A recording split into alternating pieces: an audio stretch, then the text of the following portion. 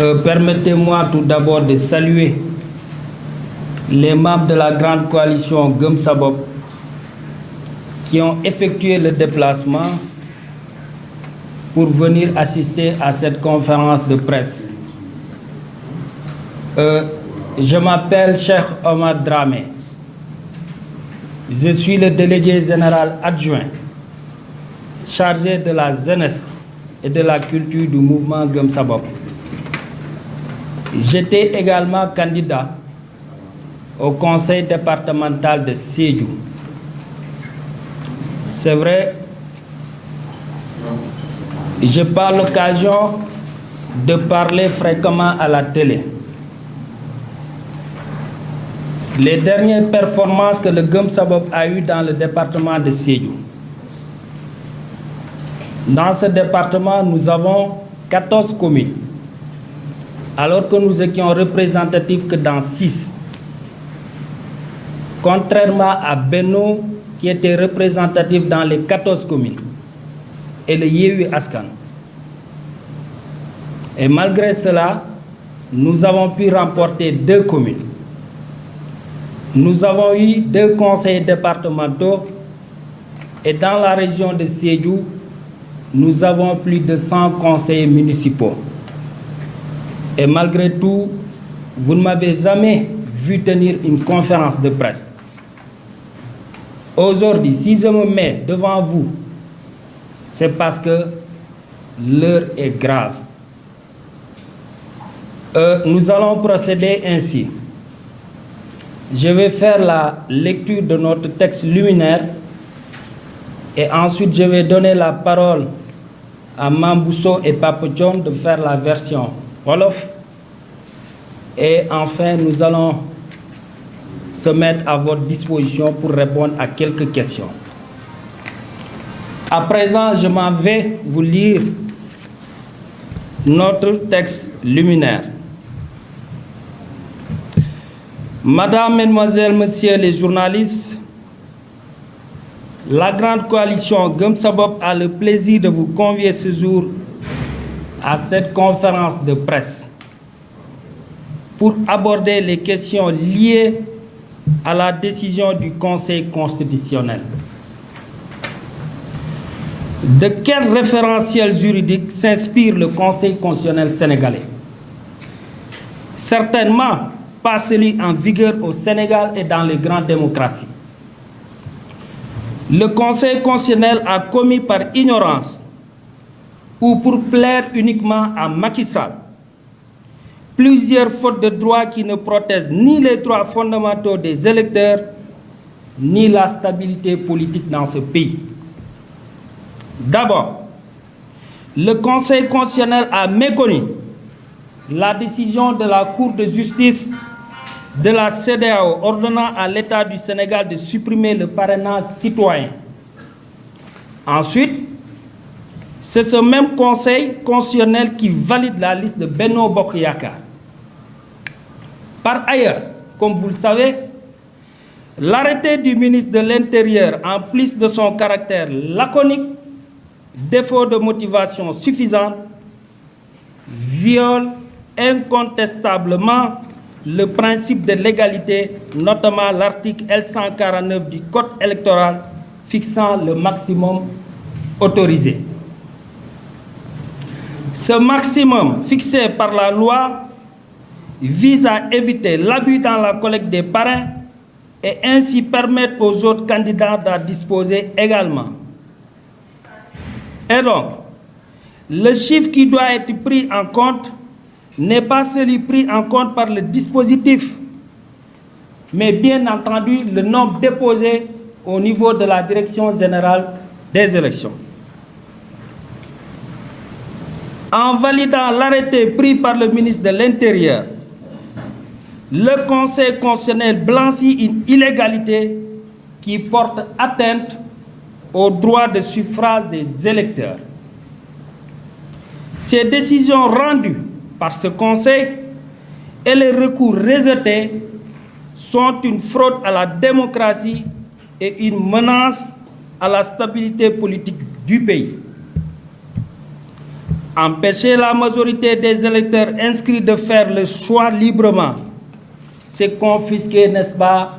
la souveraineté populaire. Dans une démarche pluraliste, au-delà de l'égalité entre les candidats, la protection du droit de vote des électeurs et la paix sociale sont des principes inviolables. L'électeur est au début, au centre et à la fin, n'est-ce pas, du processus électoral. Avec un tel conseil constitutionnel, comment ne pas croire que Macky Sall va briguer un troisième mandat? À cet effet, nous invitons les jeunes de ce pays à se joindre à nous pour démontrer à Macky Sall que ce pays-là ne lui appartient pas, ni à son père et ni à sa mère d'ailleurs. Nous allons battre campagne contre le Benno et non à la troisième candidature de Macky Sall. À partir de demain,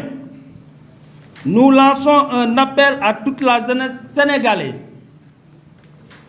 dans toutes les localités du Sénégal, pour dérouler un programme que l'on appelait troisième mandat d'Oufi Amé. Par la même occasion, nous allons faire les visites de porte à porte partout au Sénégal pour expliquer aux Sénégalais les dérives de Macky Sall et son Conseil constitutionnel. Fort de ce constat, nous avons appris que Macky Sall va se rendre à Sédhiou pour aller se glorifier les petites réalisations qu'il a fait là-bas. Par la même occasion, nous informons les Sénégalais que le président Bougane Gueye Dany va se rendre à Sédhiou dans la deuxième quinzaine de ce mois de juin pour aller démontrer aux Sénégalais toutes les promesses qui ont été faites à Macky Sall à Sédhiou, que Macky Sall a tenu et il ne l'a pas réalisé. Parmi ces promesses, il y a le stade municipal de Sédhiou, il y a le stade régional de Sédhiou, la boucle du Boudjé, l'université virtuelle de Sédhiou, l'emploi pour les jeunes et les femmes de Sédhiou, l'électrification rurale de Pakao. Savez-vous que les localités telles que Sara Yoro Diaw, Nimzat, Kolibantan, Babina, Kerakunda, Karsia, Yangakunda, Nemataba, Karakunda, etc., toutes ces localités n'ont pas d'électricité. Au lieu que Macky Sall trouve des solutions à ça, il est là à empêcher les opposants ou les Sénégalais de pouvoir participer librement à ces élections. Madame, Mesdemoiselles, Messieurs, voilà le contenu de notre texte liminaire. À présent, je vais laisser la parole à Papa Thione pour revenir un peu sur la version Wolof. Je vous remercie de votre aimable attention.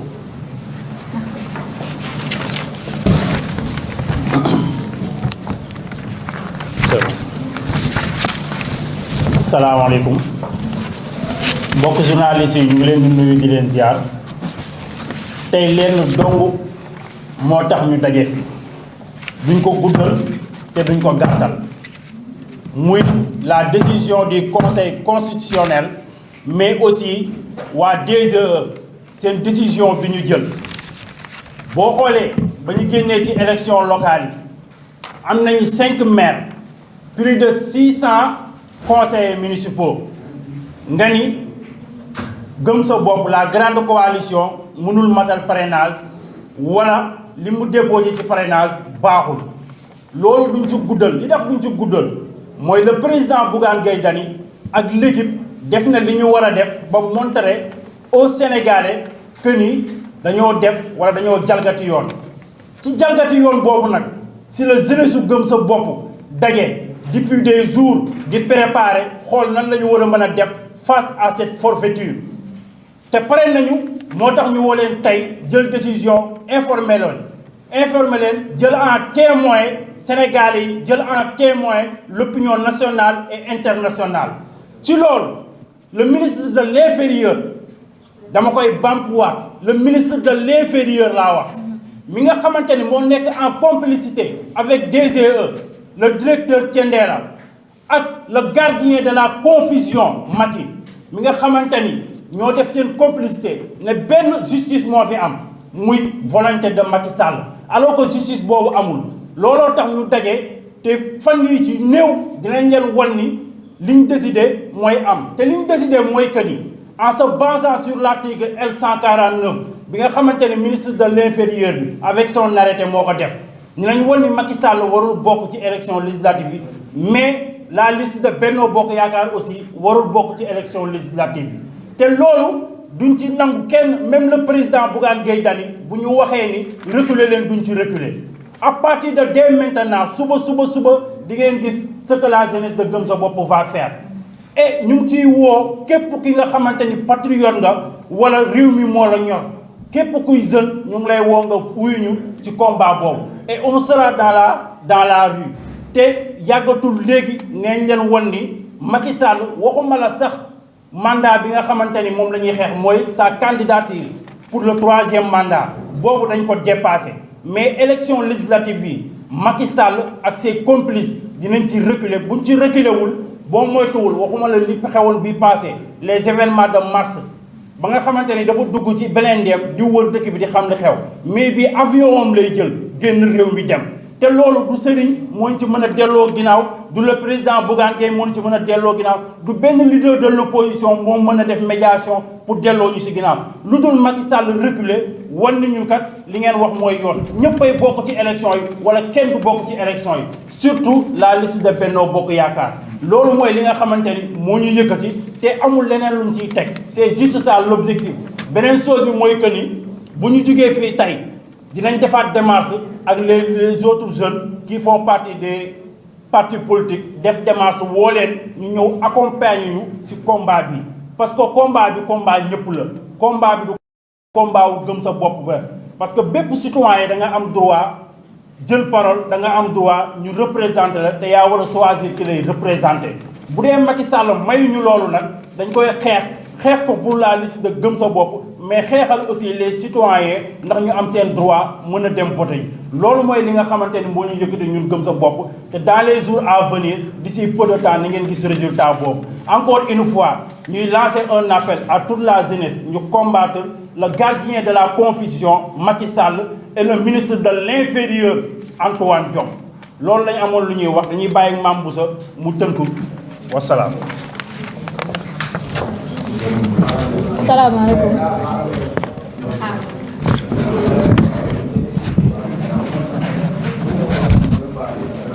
baax na wala. c'est bon. c'est bon. salaamaaleykum. maa ngi nuyu ñëpp. di nuyu presse sénégalaise bi ici présente. tey dañoo ñëwoon pour wax leen ni. li fi ñuy wax ñëpp sama camarade yi du ma ci jaaraat mais juste pour vous dire que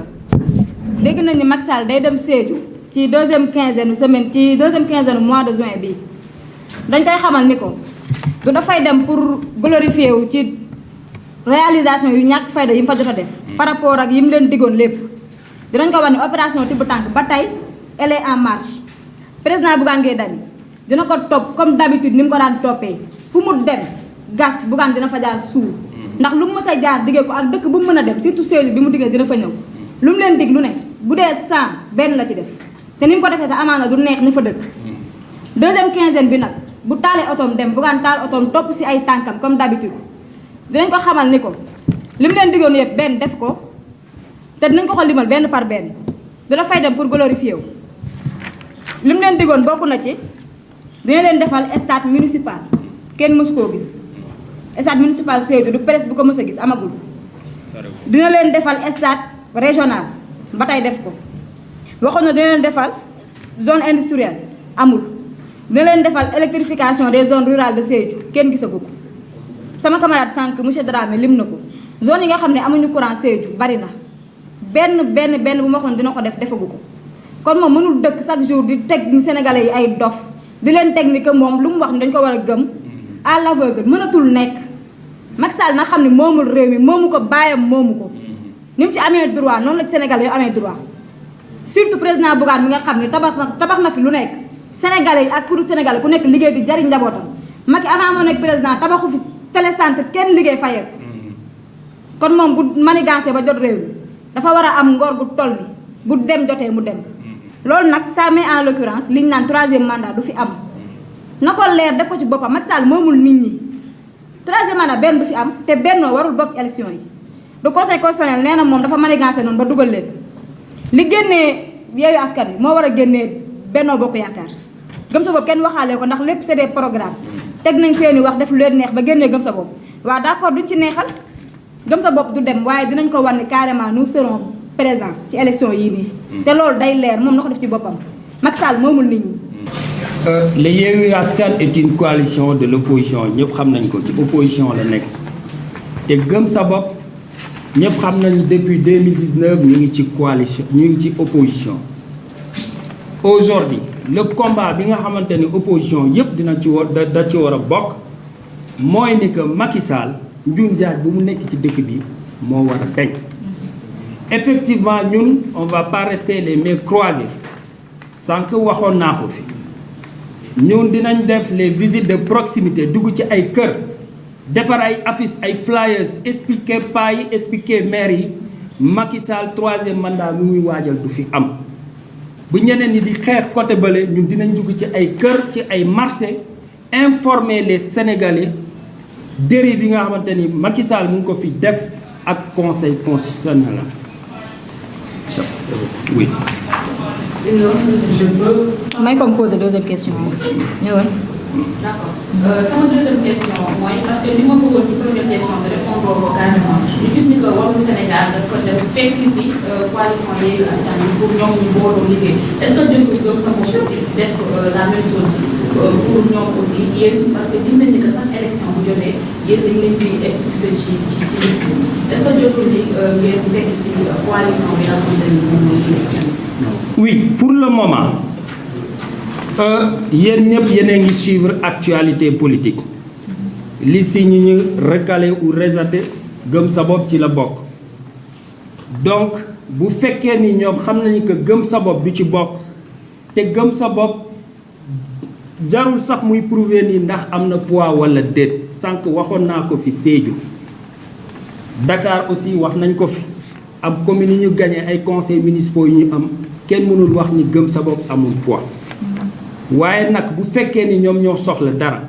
wax naa ko fi wàllu Yewwi coalition de l'opposition la bu fekkee ni dañoo soxla ay soutien gëm sa bopp ngi fi mais nag ndax dinañ participer combat wala déet loolu wax ju yàqu la à partir de demain suba ñun dinañ tàmbali loo xamante ni dañuy dugg ci dëkk bi dem Sénégal fépp fi nga xamante ni ay jeunes ay ndaw ñu ngi fa pour dugg ci ay kër wax ak nit ñi comme quoi que ni Macky Sall forcing bu muy def ni teggu ko fenn te dara duñ ci dee nag ma wax leen ko loolu defe naa ne amul lu ko gën instant yi nii gëm sa bopp ne va pas rester les mains croisées ci combat dinañ ci tàkk ci rib juridiquement tout ce qui doit être dit sur les décisions du Conseil constitutionnel a été dit c'est qu'en réalité le droit c'est le cadet des soucis de Macky Sall et de son gouvernement incompétent gëm sa bopp doit participer à ces élections ou pas maintenant c'est clair je viens de dire qu'on va faire le tour du pays pour battre campagne contre le Benno